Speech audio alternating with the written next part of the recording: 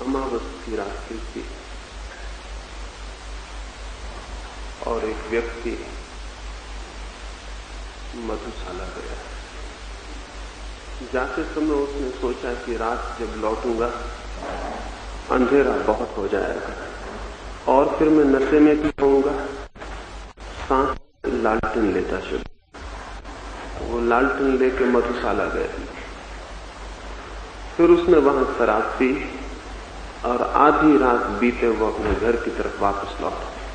चलते वक्त उसने लालटेन उठा ली और घर की तरफ चला, लेकिन रास्ते पर जगह जगह खड़े हुए जानवरों से, मकानों से, रास्ते पर गुजरते लोगों से उसकी टक्कर होने लगी।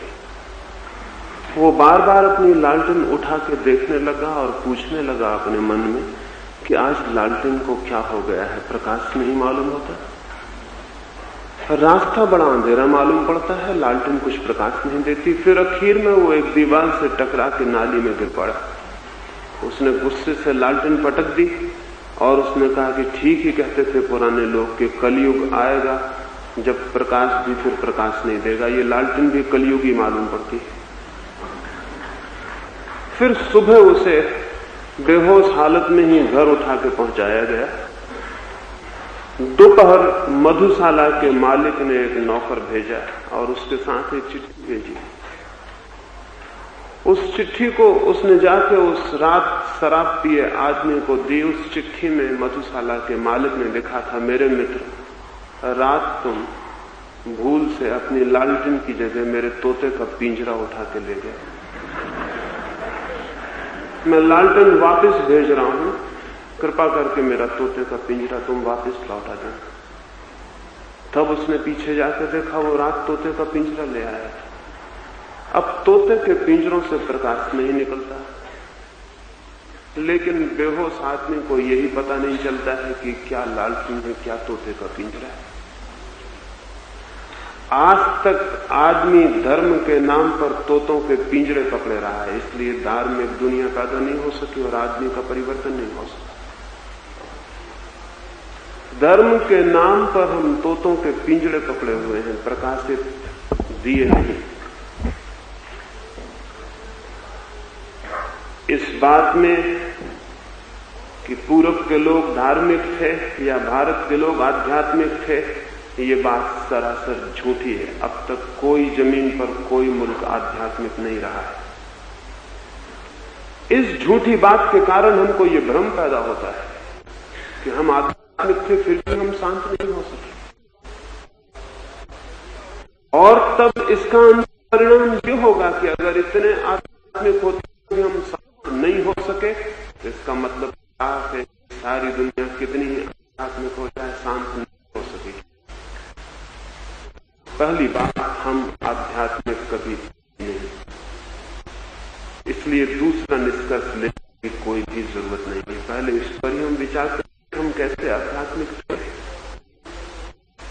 क्या आध्यात्मिक बातें करने से कोई आध्यात्मिक हो जाता है? तो तोते भी उपनिषद के वचन बोल देंगे और रामायण की पंक्तियां दोहरा देंगे और आध्यात्मिक शब्दों शास्त्रों पुराने में से कोई आध्यात्मिक नहीं होता। की सच्चाई ये है,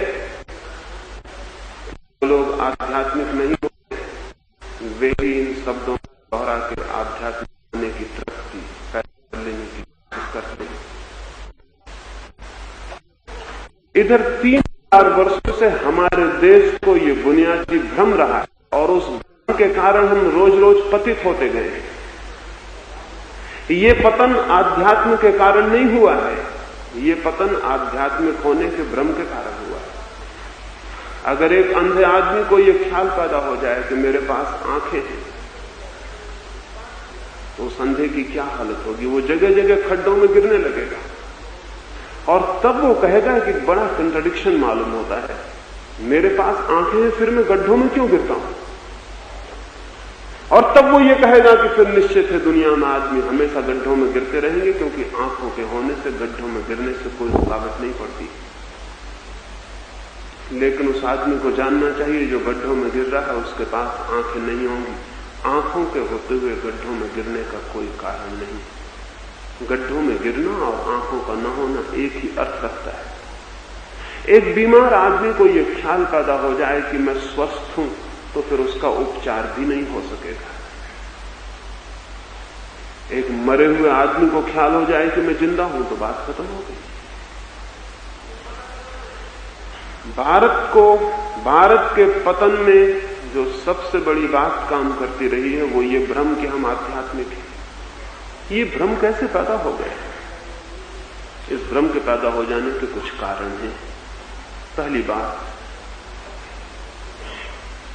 दुनिया में अभी हम सारे लोग हैं, 2000 साल बाद हम में से शायद किसी का भी नाम स्मरण में नहीं रह जाएगा, लेकिन गांधी का नाम स्मरण में रह जाएगा। 2000 साल बाद लोग सोचेंगे कि गांधी के जमाने के लोग कितने धार्मिक थे। वे गांधी के हिसाब से सारी दुनिया के बाबत विचार करेंगे, और गांधी बिल्कुल अपवाद थे, एक्सेप्शन थे। गांधी नियम नहीं थे। गांधी हम सबके प्रतिनिधि नहीं थे। गांधी हम सबसे उल्टे और विरोधी थे। लेकिन 2000 साल बाद हम जो कि प्रतिनिधि हैं, असली आदमी हैं, ये भूल जाएंगे, और गांधी जो बिल्कुल अकेले हैं वो याद रह जाएंगे। और 2000 साल बाद लोग कहेंगे गांधी के जमाने के लोग कितने अच्छे थे। ये बात बिल्कुल झूठी होगी। गोंड से तो हमारा प्रतिनिधि हो भी सकता है, गांधी हमारे प्रतिनिधि बिल्कुल नहीं। अब हम पीछे की तरफ सोचते हैं, बुद्ध के जमाने के लोग बड़े अच्छे थे, क्योंकि बुद्ध हमें याद है। बुद्ध बिल्कुल अकेले आदमी है, वो जमाने के प्रतिनिधि नहीं। महावीर हमें याद है, क्राइस्ट हमें याद है, सुकरात हमें याद है, कृष्ण और राम हमें याद है। उनके आधार पर हम सोचते हैं कि उस जमाने के लोग कितने धार्मिक और कितने आध्यात्मिक थे। ये सारा तर्क अत्यंत मिथ्या और झूठ है। ये एक आदमी के आधार पर सभी लोगों का निर्णय लेना है, ये बिल्कुल गलत है। सच्चाई इससे उल्टी।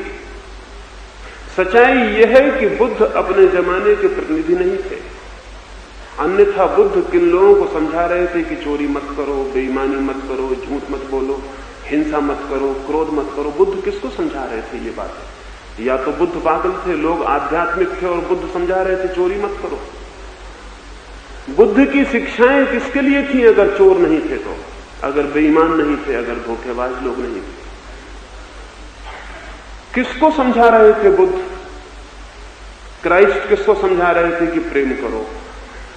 किसको समझा रहे थे कि एक चांटा कोई मारे तुम्हारे गाल पर तो दूसरा उसके सामने कर देना? आध्यात्मिक लोगों को। ये बातें उन लोगों को समझाई जा रही थी जो मानते थे कि कोई एक आंख तुम्हारी निकाले तो तुम दोनों आंखें उसकी निकाल लेना। ये लोग आध्यात्मिक नहीं थे। पृथ्वी पर आज तक कोई कौम, कोई समाज, कोई राष्ट्र आध्यात्मिक नहीं रहा। लेकिन इन लोगों के आधार पर एक भ्रम पैदा होता है कि पिछले जमाने बहुत आध्यात्मिक थे। मैंने बहुत खोज की कि कोई ऐसी किताब मिल जाए जो ये कहती हो कि हमारे जमाने के लोग आध्यात्मिक। ऐसी किताब मुझे नहीं मिल सकी। दुनिया की सबसे पुरानी किताब चीन में उपलब्ध है, जो कोई 6000 वर्ष पुरानी होगी। उस किताब की भूमिका में लिखा हुआ है कि आजकल के लोग बहुत पतित हो गए हैं, पहले के लोग बहुत अच्छे थे। ये पहले के लोग कब थे? ये पहले के लोग कभी थे या ये मिथ? ये केवल कल्पना है। हर किताब कहती है पहले के लोग अच्छे थे। हर उपदेशक कहता है पहले के लोग अच्छे थे। अतीत अच्छा था, ये हम मान लेते हैं, और इससे एक कठिनाई, एक कंट्रडिक्शन, एक विरोधाभास खड़ा हो जाता है कि इतने दिनों तक हम आध्यात्मिक रहे और फिर हमारी ये स्थिति हो रही। ये हमारा पतन फिर समझाना बहुत कठिन हो जाता है। तब फिर एक ही रास्ता रह जाता है, या तो हम कलयुग के ऊपर दोष थोप दें कि ये युग ही खराब है, लेकिन ये बड़ी बचकानी दलील है। समय खराब नहीं होता, ना अच्छा होता है। युग खराब नहीं होते। तब फिर दूसरा रास्ता यह है कि हम पश्चिम के भौतिकवाद के ऊपर सारा दोष थोप दें, कम्युनिज्म के ऊपर, नास्तिकता के ऊपर, साइंस के ऊपर, मटेरियलिज्म के ऊपर और पश्चिम के ऊपर सारा दोष थोप दें कि पश्चिम के भौतिकवादियों ने सब बर्बाद कर दिया। ये भी बड़ी कमजोर और बड़ी नपुंसक दलील। किसी घर का दिया बुझ जाए और घर में अंधेरा हो जाए और घर के लोग बाहर जाके कहने लगे कि हम क्या करें, अंधेरे ने आके हमारे दिए को बुझा दिया, तो हम उस आदमी को कहेंगे कि तुम पागल हो गए हो, अंधेरे ने आज तक किसी के दिए को नहीं बुझाया। अंधेरा इतना कमजोर है कि वो दिए को कैसे बुझाएगा। दिया बुझ जाता है तो अंधेरा जरूर आ जाता है, लेकिन अंधेरा आके कभी किसी के दिए को नहीं बुझाता।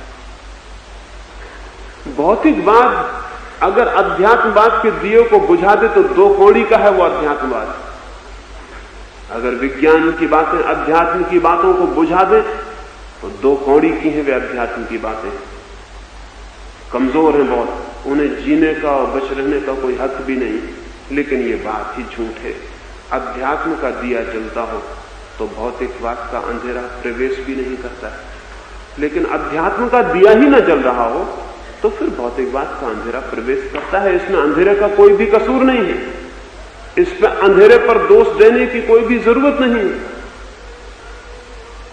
अंधेरे का कभी भी कोई कसूर नहीं रहा। मैंने सुना है एक बार अंधेरे ने जाकर भगवान से ये प्रार्थना की थी कि सूरज मेरे पीछे बहुत बुरी तरह पड़ा हुआ है, सुबह से सांझ तक मुझे परेशान करता है, रात में मैं विश्राम भी नहीं कर पाता कि फिर सुबह से हाजिर हो जाता है, सोते से मुझे जगा देता है, फिर मेरा पीछा करता है। ये हजारों लाखों वर्ष हो गए, मैं परेशान हो गया हूं, मेरी को समझ में नहीं आता। मैंने कभी कोई अहित किया हो सूरज का, इसका भी पता नहीं, मेरे याद में भी नहीं है कि कभी कोई भूल चूक मुझसे हुई हो, फिर भी सूरज मेरे पीछे क्यों परेशान कर रहा है मुझे। भगवान ने सूरज को बुलाया और उससे कहा कि तुम अंधेरे के पीछे क्यों पड़े, क्यों उसे सता रहे हो, क्या उसने तुम्हारा बिगाड़ा है। सूरज ने कहा अंधेरा, अंधेरे से मेरी कोई अब तक मुलाकात ही नहीं हुई, मैं उसे पहचानता भी नहीं। बिगाड़ने न बिगाड़ने का सवाल नहीं, सताने न सताने का सवाल नहीं, मैं उसे जानता भी नहीं हूं। फिर भी आप कहते हैं तो ठीक ही कहते होंगे, अंधेरे को मेरे सामने बुला लें तो मैं क्षमा मांग लूं और उसे पहचान भी लूं ताकि आगे मुझसे कोई भूल न हो सके। इस बात को हुए भी लाखों वर्ष हो गए, वो मामला अभी भगवान की फाइल में ही पड़ा हुआ है। वो अंधेरे को अब तक सूरज के सामने नहीं ला सके हैं, वो ला भी नहीं सकेंगे कभी, क्योंकि अंधेरा केवल सूरज के अभाव का नाम है, वो केवल एब्सेंस है, वो किसी चीज की उपस्थिति नहीं है, वो किसी चीज की अनुपस्थिति, वो केवल प्रकाश का न होना है। तो प्रकाश के सामने ही प्रकाश की अनुपस्थिति को कैसे मौजूद किया जा सकता है। या तो मैं इस कमरे में हो सकता हूं या मेरी गैर मौजूदगी हो सकती, दोनों चीजें एक साथ नहीं हो सकती। तो अंधेरे को सूरज के सामने नहीं लाया जा सकेगा। अध्यात्म के सामने कोई भौतिकवाद कभी नहीं आया और कभी नहीं आ सकता है, लेकिन अध्यात्म है ही नहीं। और तब हम सोचते हैं कि ये इतना विरोधाभास कैसे पैदा हो गया। ये विरोधाभास हमारा तार्किक विरोधाभास है, जीवन की वस्तुस्थिति का विरोध नहीं। ये हमारे सोचने की बुनियादी भूलों में से एक भूल। ये बात ही गलत है कि अब तक कोई मुल्क धार्मिक हो गया है, इसलिए आदमी अशांत है, अशांत होगा। इसलिए आदमी बेचैन है, आदमी बेचैन होगा। इसलिए असंतोष है, असंतोष होगा। कुछ व्यक्ति जरूर आध्यात्मिक हुए हैं, और जो व्यक्ति आध्यात्मिक हो गए हैं उनके जीवन में ना असंतोष है, ना अशांति है, ना बेचैनी। समझ मेरी यह है कि जो एक व्यक्ति के जीवन में घटित हो सकता है वो सबके जीवन में घटित हो सकता है। घटित नहीं हुआ है लेकिन घटित हो सकता है, क्योंकि बुनियादी रूप से दो व्यक्तियों के बीच कोई भेद नहीं है। बुद्ध के और मेरे बीच, महावीर के और आपके बीच, क्राइस्ट के और कृष्ण के और किसी के बीच कोई बुनियादी भेद नहीं है।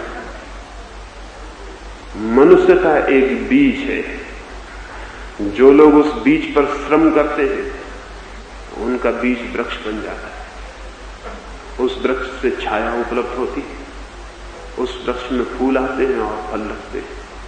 लेकिन जो बीज ही पड़े रह जाते हैं, बीज ही बने रह जाते हैं, उनको छाया नहीं उपलब्ध होती, नहीं फूल उपलब्ध होते, नहीं फल उपलब्ध होते। लेकिन इससे ये सोच लेने का कोई भी कारण नहीं कि उन बीजों के भीतर भी उतनी सामर्थ्य नहीं है जितनी दूसरे बीजों के भीतर थी। प्रत्येक बीज वृक्ष बनने में समर्थ है और प्रत्येक मनुष्य शांति को उपलब्ध करने और प्रत्येक मनुष्य परमात्मा को उपलब्ध करने। मनुष्य एक बीज है और परमात्मा उसका विकास है। और अगर एक मनुष्य भी उस अवस्था को उपलब्ध होता है जिसे वो प्रभु प्राप्ति कहता है, मोक्ष कहता है, सत्य कहता है, निर्वाण कहता है, तो सभी मनुष्य हकदार हो जाते हैं, अधिकारी हो जाते हैं उस स्थिति को पाने की। लेकिन ये नहीं हो सका है अब तक, ये बात बिल्कुल ही सच है। और जिन रास्तों का हमने अब तक प्रयोग किया है, अगर उन्हीं का आगे भी प्रयोग जारी रखते हैं तो ये आगे भी नहीं हो सकेगा, ये भी सच है। अध्यात्म के नाम पर कुछ गलत दिशाएं प्रचलित रही हैं, इसलिए ये बात नहीं हो सकी। ठीक अध्यात्म, ठीक वैज्ञानिक अध्यात्म नहीं पैदा हो सका है जो पूरे लोकांतर को परिवर्तित कर सके, संपरिवर्तित कर सके, क्रांति दे सके। और इसमें सबसे बड़ी बाधा यही रही है कि जिनको भी ये ख्याल पैदा हो गया है कि हम आध्यात्मिक हैं, उन्हीं ने विकास को अवरुद्ध कर दिया, उन्होंने चीजों को ठहरा दिया। मनुष्य को बहुत तरह के भ्रम हो सकते हैं। भ्रम बहुत आसान है, भ्रमों को पाल लेना बहुत सरल भी है, सपने देखना बहुत सुविधापूर्ण भी है। फिर जो दरिद्र होते हैं वो रात सपने देखते हैं कि समृद्ध हो गए हैं, जो दिन में भीख मांगते हैं वो रात सपने देखते हैं कि वो सम्राट हो गए हैं। जीवन में बहुत बेचैनी है, बहुत दुख है, बहुत अशांति है, और इसलिए अध्यात्म के और अध्यात्म की शांति के सपने देखना लोग शुरू कर देते हैं। लेकिन सपने सच्चाइयां नहीं है, और सपने देखने से जीवन की स्थितियां परिवर्तित नहीं होती। और आदमी अब तक बृहत समाज मनुष्य का सपने देखता रहा है।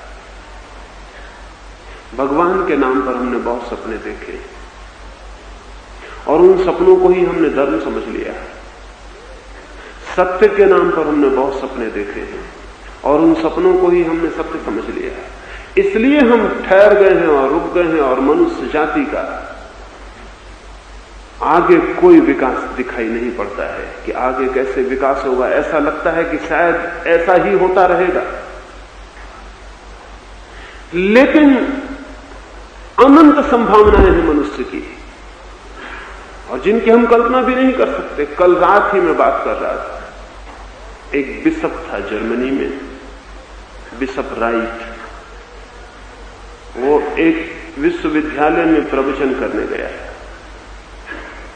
वहां बोलते समय उसने कहा कि दुनिया का जितना विकास होना था वो हो चुका है, अब कोई संभावना विकास की नहीं मालूम होती। आदमी करीब करीब ऐसे ही जिए चला जाएगा। विज्ञान को जो खोजें करनी थी वो पूरी हो चुकी। अब कुछ समझ में नहीं आता कि और खोज क्या हो सकती है। एक आदमी उस सभा में उठ के खड़ा हो गया और उसने कहा कि ऐसा मत कहिए, बहुत बातें हो सकती हैं, क्योंकि आदमी के अतीत से आदमी का भविष्य बहुत बड़ा है। अतीत बहुत छोटा था, भविष्य बहुत बड़ा है। ऐसा मत कहिए कि अब कुछ भी नहीं हो सकता। उस बिशप ने टेबल ठोक के कहा कि मैं कहता हूं अब कुछ भी नहीं हो सकता, तुम सुझाओ कि क्या हो सकता है, क्या संभव है। उस आदमी ने झिझकते हुए कहा, उसने कहा कि ये हो सकता है अभी आदमी आकाश में नहीं उड़ता, कल आकाश में उड़ने लगे, तब तक हवाई जहाज नहीं बनेगा। वो बिशप हंसने लगा और उसने कहा, पागल हो तुम, 10,000 साल से आदमी सपने देखता है आकाश में उड़ने के, कोई आदमी उड़ नहीं पाया अब तक। लोग कहानियां लिखते हैं आकाश में उड़ने की, लेकिन कोई आदमी उड़ नहीं पाया, कोई नहीं उड़ सकेगा, ये संभव नहीं है। और आप हैरान होंगे, उसी बिशप के 2 लड़कों ने 25 साल बाद हवाई जहाज निर्माण किया। उसी बिशप के 2 लड़कों ने, तो वो जिंदा था तब। उसने अपनी आत्मकथा में लिखा कि मैं हैरान हो गया हूं, मुझे कल्पना भी नहीं थी कि मेरे ही 2 लड़के, राइट ब्रदर्स, वो उसी बिशप राइट के लड़के थे दोनों, विल्बर और ओलिवर राइट, वो दोनों उसी के लड़के, मेरे ही लड़के मेरे ही घर में पहला हवाई जहाज निर्माण कर लेंगे। इसकी तो मैं कल्पना नहीं कर सकता था, क्योंकि मैं तो कहता था कि दुनिया में कोई भी नहीं कर सकेगा। आदमी का भविष्य आदमी के अतीत से बहुत बड़ा है, इसलिए निराश होने का कोई भी कारण नहीं, जरा भी कोई कारण नहीं। आदमी शांत हो सकता है, आदमी संतोष को उपलब्ध हो सकता है, और आदमी आनंद को भी उपलब्ध हो सकता है। दुख और चिंता और अशांति मनुष्य की नियति नहीं, मनुष्य की भूल है। बीमारी मनुष्य की नियति नहीं है, मनुष्य का दोष है। स्वास्थ्य संभव है, जैसे शारीरिक स्वास्थ्य संभव है, वैसे ही मानसिक स्वास्थ्य भी संभव है। जैसे शारीरिक स्वस्थ होना संभव है और रोज संभावना बढ़ती जाती है मनुष्य के शारीरिक स्वास्थ्य की, क्योंकि हम शरीर विज्ञान की खोज में लगे हैं, ऐसे ही मनुष्य के आत्मिक स्वास्थ्य की संभावना भी बढ़ सकती है अगर हम आत्मिक विज्ञान की खोज में लगे। लेकिन आत्मिक विज्ञान के नाम पर हम अंधविश्वासों में पड़े हैं, तो फिर यह विकास नहीं हो सकता है। आत्मविज्ञान के नाम पर हम अंधविश्वासों को पकड़े हुए हैं। विज्ञान के नाम पर आदमी बहुत दिन तक जादू टोनों को पकड़े रहा। मैजिक था, साइंस नहीं थी। कोई आदमी बीमार हो जाए तो मंत्र फूको, हजारों साल तक मंत्र फूके गए, उससे कुछ भी नहीं। तो कोई कह सकता था कि आदमी स्वस्थ हो ही नहीं सकेगा, क्योंकि हम हजारों साल से मंत्र फूक रहे हैं, लेकिन आदमी स्वस्थ नहीं होता। वो दिशा गलत थी, वो आदमी के स्वस्थ होने की असंभावना नहीं थी, वो दिशा गलत थी। मंत्र फूकने से कुछ भी नहीं हो सकता। लेकिन फिर आदमी ने खोजबीन की, रुक नहीं गया, और उसने विज्ञान को खोज लिया, उसने मेडिकल साइंस को खड़ा कर लिया। वो अभी भी पूरी खड़ी नहीं हो गई, लेकिन रोज कदम आगे बढ़ते जाते हैं, और इस बात की संभावना बढ़ती चली जाती है कि एक जमाना आए कि आदमी को बीमार रहने के हम सारे कारणों पर विजय पा लें, उसके स्वास्थ्य की हम सुनिश्चित व्यवस्था करें। जो शरीर के लिए हो सकता है वो मन के लिए क्यों नहीं हो सकता? लेकिन मन के संबंध में भी हम जादू टोने की स्थिति में है, भी मन के संबंध में हमारी विज्ञान की स्थिति पैदा नहीं हुई। एक समुद्र के किनारे एक बाप अपने बेटे को लेकर टहलने गया था, छोटा सा बेटा।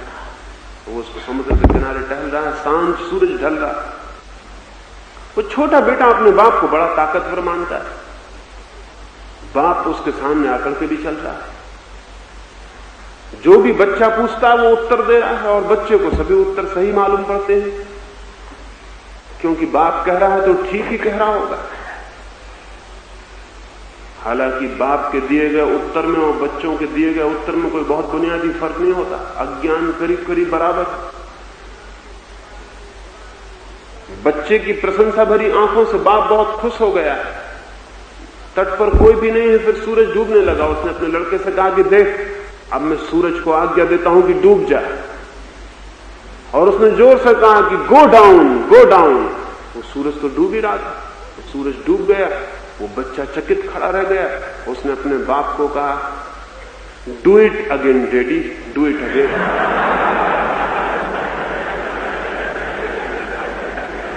एक बार और करके दिखाइए पिताजी, बहुत मजा आया, एक बार और करिए। उस पिता ने कहा कि ये काम दिन में एक ही बार होता है, अब कल। मंत्र की ताकत इतनी है कि मैं एक ही बार कर सकता हूं, अब कल करूं। लेकिन बच्चा आज नहीं कल जवान हो जाएगा और जान लेगा ये मंत्र की ताकत से नहीं हुआ।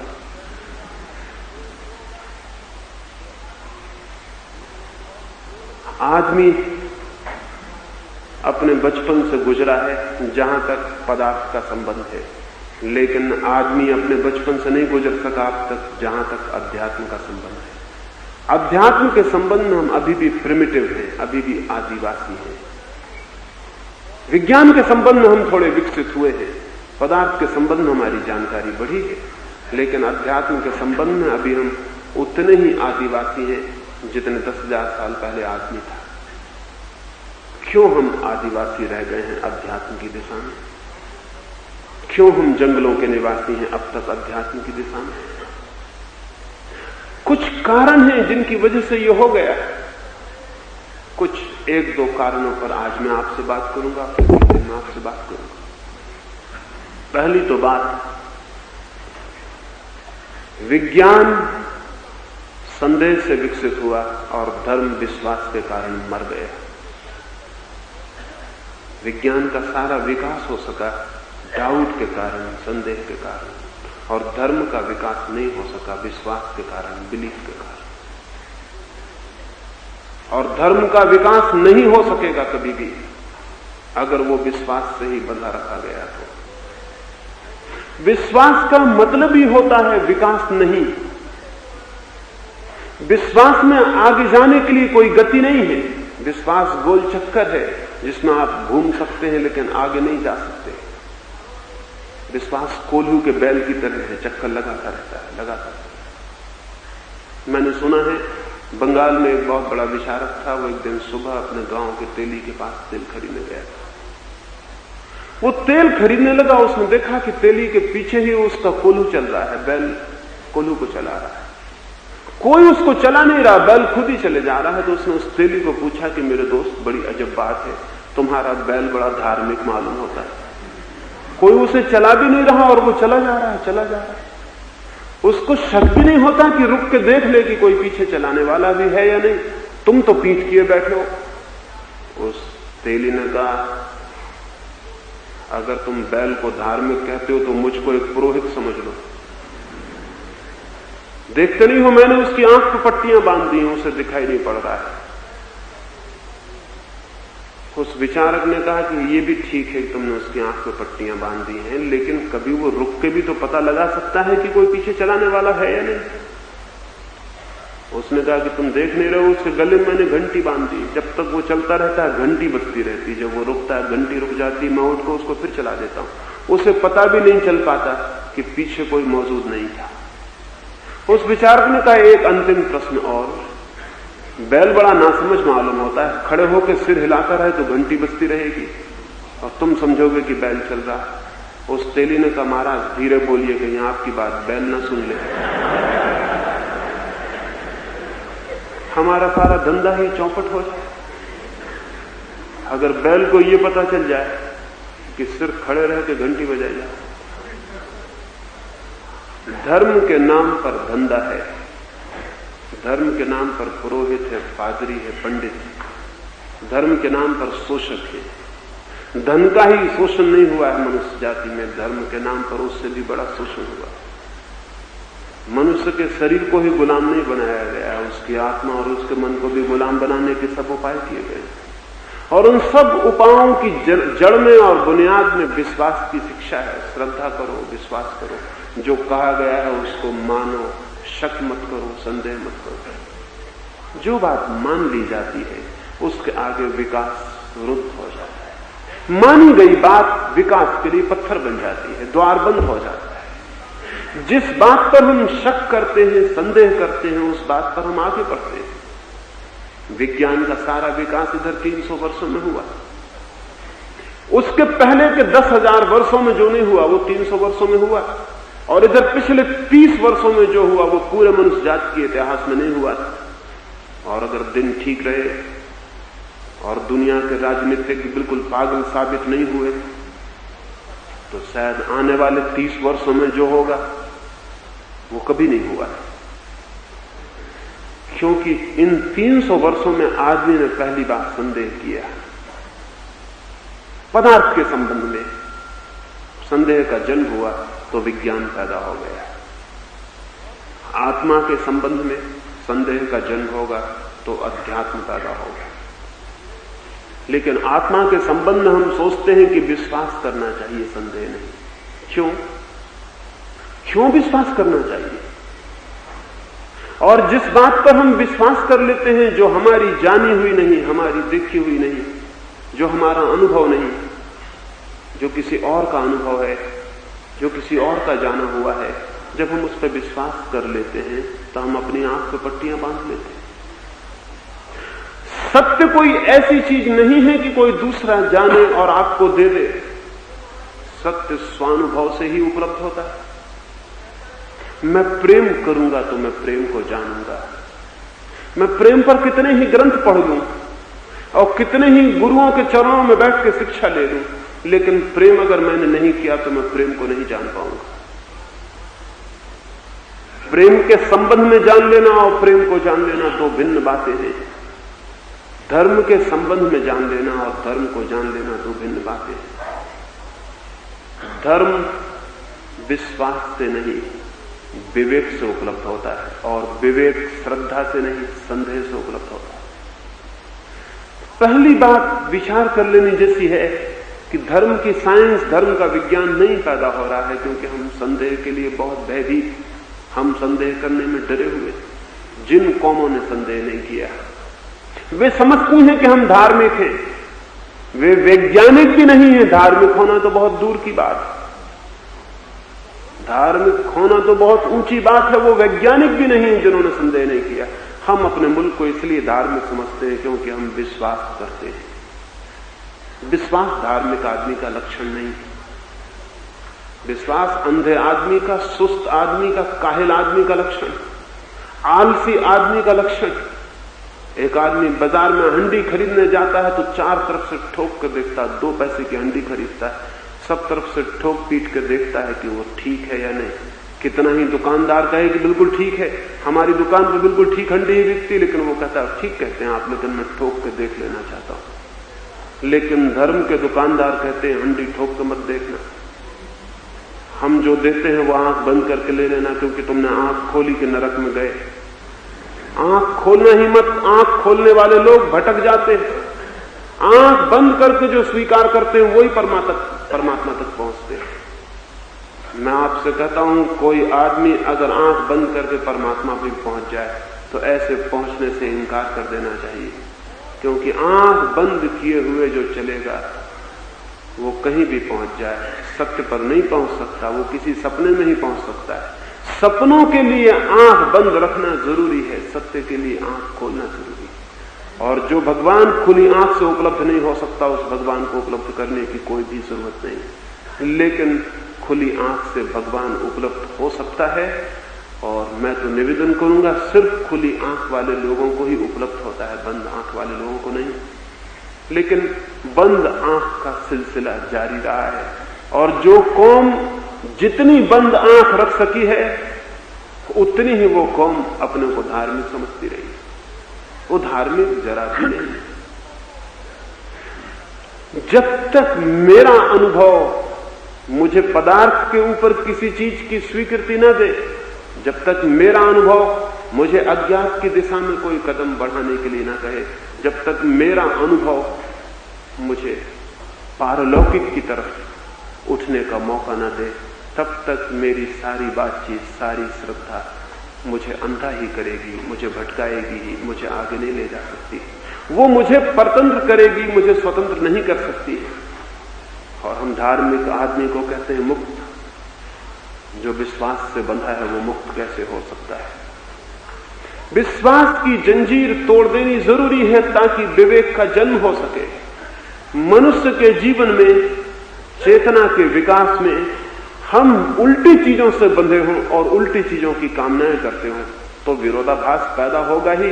एक आदमी कहता हो मुझे प्रकाश के दर्शन करने हैं और आंख बंद किए हो, और कहे कि मुझे तो सैकड़ों साल हो गए आंख बंद किए हुए लेकिन प्रकाश के दर्शन नहीं होते, तो हम उससे कहेंगे ये विरोधाभास तुम्हारी बंद आंख के कारण पैदा हो रहा है। परमात्मा सबसे बड़ा प्रकाश, खुली हुई आंखें चाहिए, शरीर की ही आंखें नहीं, चेतना की आंखें भी खुली चाहिए। विश्वास चेतना की आंखों को बंद कर देता है, विश्वास अंधा बनाता है। फिर चाहे वो विश्वास हिंदू का हो, चाहे मुसलमान का, चाहे जैन का, चाहे ईसाई का, फिर चाहे वो विश्वास आस्तिक का हो, चाहे नास्तिक का, फिर वो चाहे विश्वास कम्युनिस्ट का हो, चाहे गैर कम्युनिस्ट का। विश्वास मात्र मनुष्य को अंधा बनाता है। हिंदू और मुसलमानों में बहुत विरोध है, ईसाइयों में, बौद्धों में बहुत विरोध है, लेकिन एक बात में वे सब सहमत हैं कि आदमी को विश्वास करना चाहिए। ये बुनियादी सीक्रेट है पूरे धंधे का, इसमें कोई विरोध नहीं है, इसमें हिंदू और ईसाई में कोई झगड़ा नहीं है, इसमें जैन और बौद्ध में कोई झगड़ा नहीं कि विश्वास होना चाहिए। इस एक बात पर दुनिया के सभी लोग सहमत हैं कि विश्वास होना चाहिए, क्योंकि विश्वास के बिना जो वो चला रहे हैं वो तो नहीं चल सकता। दुनिया में धर्म तो हो सकता है संदेह के कारण, लेकिन हिंदू, ईसाई, मुसलमान, जैन नहीं हो सकते। संदेह होगा तो हिंदू मुसलमान विदा हो जाएंगे। धर्म रहेगा, धर्म आएगा, लेकिन हिंदू मुसलमान के रहने की कोई जगह नहीं रह जाएगी। क्या आप सोच सकते हैं कि हिंदू की गणित अलग हो सकती है, ईसाई की गणित अलग? क्या आप सोच सकते हैं कैथोलिक की केमिस्ट्री अलग और प्रोटेस्टेंट की केमिस्ट्री अलग हो सकती? क्या आप सोच सकते हैं भूगोल जैनियों का अलग होगा, बौद्धों का अलग होगा?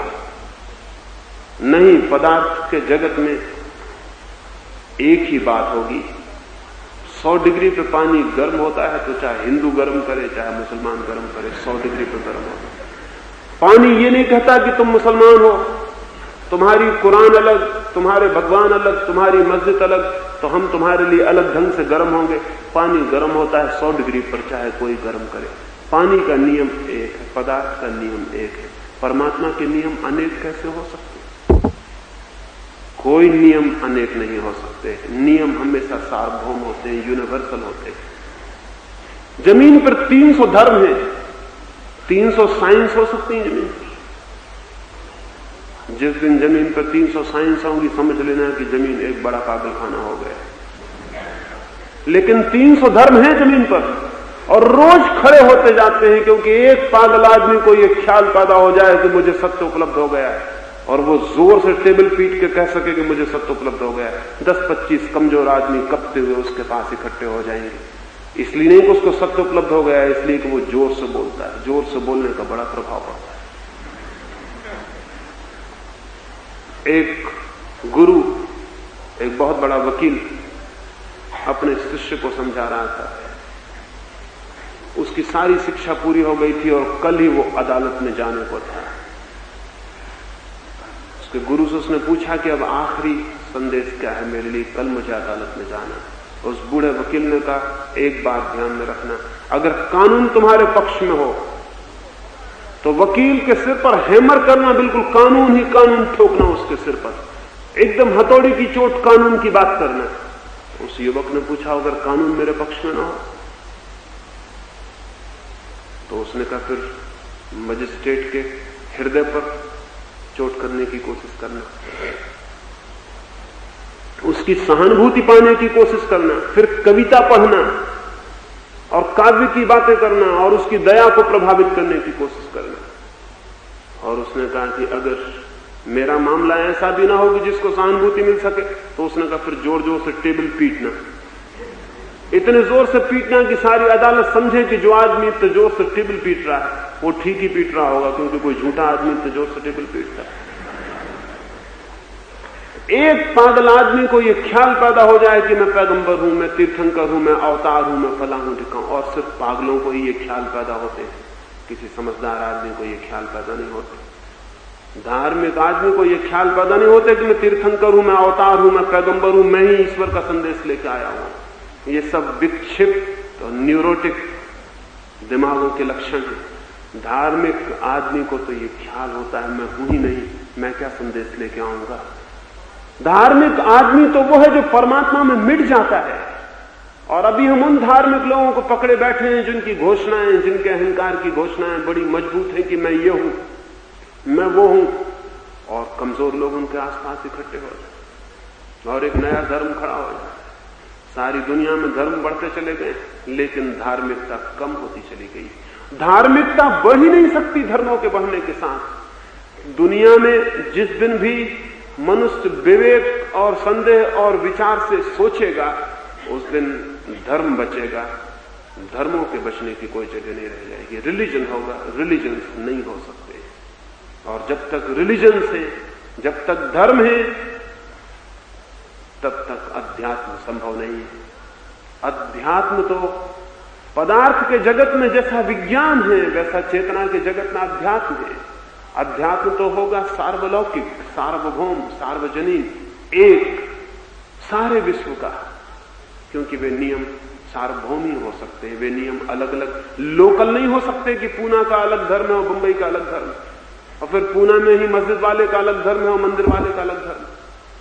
ये संभावना नहीं है, लेकिन ये संभावना अब तक रही क्योंकि विश्वास के आधार पर धर्मों को खड़ा किया गया। विश्वास अंधा है, वो ये नहीं पूछ सकता कि क्या गलत है, तो जो भी पकड़ा दिया जाता है वो ठीक ही हो जाता है। उसको फिर संदेह करने का, विचार करने का कोई सवाल नहीं रह जाता। विश्वास ने मनुष्य जाति को आध्यात्मिक नहीं होने दिया, पहली बात। दूसरी बात, मनुष्य के सारे इतिहास में एक बात पर निरंतर ध्यान रखना जरूरी रहा है जो नहीं हो सका आज तक। वो ये कि लोग सोचते हैं कि जीवन की श्रेष्ठतम अनुभूतियां पारंपरिक हो सकती हैं, ट्रेडिशनल हो सकती हैं, तो भूल में। जीवन की श्रेष्ठ अनुभूतियां हमेशा वैयक्तिक होती हैं, उनकी कोई परंपरा, उनका कोई सामूहिक, कोई धारा नहीं होती। जीवन की श्रेष्ठ अनुभूतियों की सौंदर्य का अनुभव मेरा अनुभव है, प्रेम का अनुभव मेरा अनुभव है, सत्य का अनुभव भी मेरा अनुभव होगा, प्रार्थना का अनुभव भी मेरा अनुभव होगा। मैं अपने निजी एकांत में, मैं अपने व्यक्तित्व की गहराइयों में उसे अनुभव करूंगा और जानूंगा, लेकिन परंपराओं से चलते हुए शब्द और शास्त्र और ज्ञान अगर मैं पकड़ लूं तो मैं उनमें जकड़ जाऊंगा और मेरी निजी अनुभूतियों से वंचित रह जाऊंगा। आदमी नहीं धार्मिक हो पाया क्योंकि धर्म एक परंपरा बन गया। धर्म परंपरा नहीं, धर्म अंतर्भाव है, धर्म अंतर से आविर्भाव है, बाहर से मिली हुई बपौती नहीं। धन की बपौती मिल सकती है, मेरे बाप मुझे जाते वक्त धन दे सकते हैं, मैं अपने बेटे को जाते वक्त धन दे सकता हूं, लेकिन ज्ञान नहीं, अनुभव नहीं। मैंने जो जाना और जिया है उसे मैं ज्यादा से ज्यादा शब्द दे सकता हूं, लेकिन वो अनुभूति ट्रांसफरेबल नहीं है, एक हाथ से दूसरे हाथ में नहीं दी जा सकती।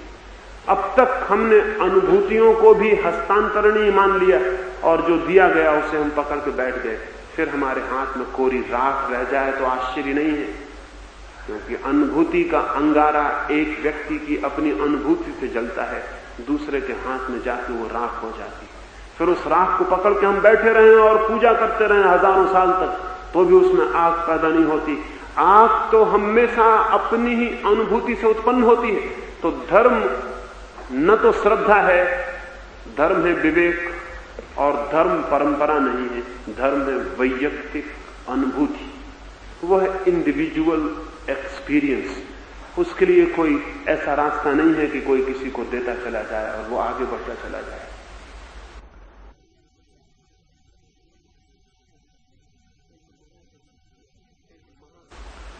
एक महाकवि समुद्र के किनारे गया हुआ था, वहां उसने सुबह ही जाकर देखा कि बहुत सुंदर हवाएं हैं, सूरज निकला है, बड़ी ताजी रोशनी है, बड़ी सुगंध और शीतलता से भरी हुई हवाओं में वो आनंद से नाच उठा और गीत गाने लगा। फिर उसे ख्याल आया कि मैं अकेला आया हूं, उसकी पत्नी, उसकी प्रेयसी तो दूर एक अस्पताल में बीमार पड़ी है। ये खुशी मैं उसे किस तरह भेजूं, ये आनंद जो मैंने जाना है इस सुबह समुद्र के तट पर, ये उसे किस तरह पहुंचाऊं।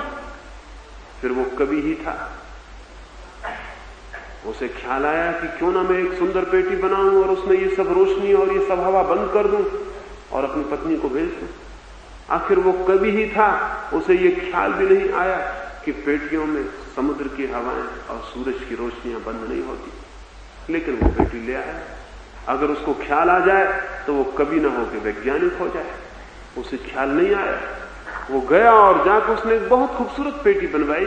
पेटी बहुत खूबसूरत थी, इसमें कोई शक नहीं, लेकिन पेटी की खूबसूरती सूरज की रोशनी को बंद नहीं कर सकती। उसने आके समुद्र के किनारे की हवाएं उस पेटी में भरी, रोशनी भरी, फिर खूब ताला ठीक से लगाया, फिर एक चिट्ठी लिखी और एक संदेश वाहक के हाथ वो पेटी भेजी और उस पत्र में उसने लिखा कि इतना सुंदर, इतना आनंदपूर्ण प्रभात मैंने देखा है कि अपने जीवन में नहीं देखा। तुम वंचित न रह जाओ, इसलिए नमूने के लिए थोड़ा सा भर के मैं पेटी में तुम्हारे पास भेज रहा हूं। वो चिट्ठी पहुंच गई।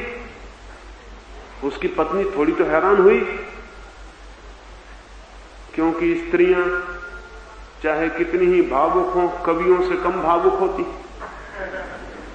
थोड़ी तो हैरान हुई कि पेटी में कैसे ये आ सकता है, लेकिन हो सकता है महाकवि था उसका पति। और कवि क्या नहीं कर सकते हैं, जहां कोई नहीं पहुंचता कहते हैं कवि वहां पहुंच जाते हैं। शायद कोई तरकीब क्यों हो। उसने पेटी खोली, वहां तो खाली पेटी थी, न वहां कोई सुगंध थी, न वहां ठंडी हवाएं थी, न वहां कोई रोशनी थी। वो बहुत हैरान हो गई। उसने अपने पति को खबर भेजी कि पेटी पहुंच गई, पत्र भी पहुंच गया, लेकिन जो तुमने भेजा था वो शायद पीछे ही छूट गया, वो नहीं आ पाया। सत्य के और परमात्मा के सागर के किनारे भी कुछ लोग पहुंच जाते हैं, फिर उन्हें वहां अपने प्रेमियों की याद आती है, फिर उन्हें ख्याल आता है कि ये अनुभव परमात्मा के निकट आके जो उपलब्ध हुआ, इसे अपने प्रेमियों के पास कैसे भेज दें। उनका प्रेम ठीक है, उनकी करुणा ठीक है, उनका स्मरण ठीक है, उनकी दया ठीक है। वे बड़ी अनुकंपा से भरते हैं और शब्दों की पेटियों में उस अनुभव को भर के भेज देते हैं। फिर हमें गीता मिल जाती, कुरान मिल जाता, बाइबल मिल जाती, धम्मपद मिल जाता, एक से एक बढ़िया शास्त्र मिल जाते। लेकिन उस कवि की पत्नी ने जितनी समझदारी बरती, उतनी समझदारी हम नहीं बरत पाते।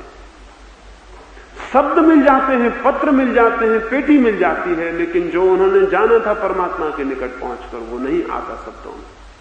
कोरे खाली शब्द हमारे पास आ जाते हैं, हम उन्हीं शब्दों को पकड़ के बैठ जाते हैं, हम उन्हीं शास्त्रों को पूजा करने लगते हैं, हम उन्हीं शास्त्रों को लेकर नाचने गाने लगते हैं। हम अगर ये शास्त्र हमें इतना ही ख्याल दिला सके कि नहीं, जो लोग पहुंचे हैं उस किनारे पर, उन्होंने तो बहुत प्रेम से खबर भेजी है, लेकिन वो खबर आ नहीं पाई। शब्द आ गए, अनुभव नहीं आते हैं, अनुभव पीछे ही छूट जाते हैं। अगर हमें ये ख्याल आ जाए तो शायद शास्त्रों को हम पकड़े नहीं, तो शायद शब्दों को हम पकड़े नहीं, तो शायद शास्त्र और शब्द हमारे भीतर एक प्यास जगा के शांत हो जाएं और सागर के किनारे पहुंचने की तीव्र अभिप्सा हमारे भीतर पैदा हो जाए। शायद हम भी वहां जाना चाहें जहां बुद्ध ने जाके जाना, जहां कृष्ण ने जाके नाचा, जहां क्राइस्ट ने जाके पहचाना। शायद हम भी वहां जाना चाहें, लेकिन नहीं, हम यहीं तृप्त हो जाते हैं, पेटियों को, शब्दों को पकड़ के बैठ जाते हैं। एक मंदिर बना लेते हैं अपने घर में, हमारे गीता का मंदिर, हमारे बाइबल का मंदिर, हमारे कुरान का मंदिर है।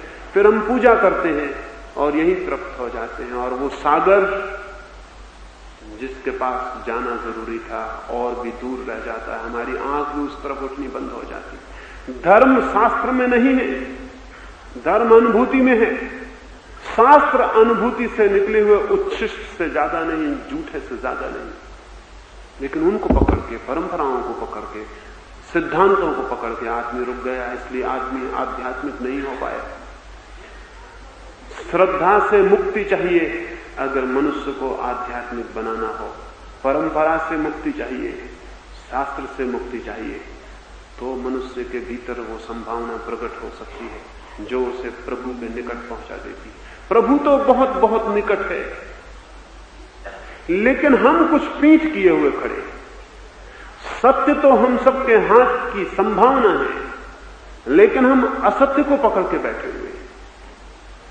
जहां हम पहुंच सकते हैं वहां हम नहीं पहुंच पा रहे हैं, क्योंकि हम कुछ गलत दिशाओं में यात्राएं कर रहे हैं। ये इस कारण आदमी आज तक शांति को, आनंद को, प्रेम को उपलब्ध नहीं हो सका है। लेकिन निराश होने का कोई भी कारण नहीं। जो आज तक नहीं हो सका वो कल ही हो सकता है, वो आज ही हो सकता है। जो 10,000 वर्षों में नहीं हुआ वो कल हो सकता है। कल की संभावना अनंत है।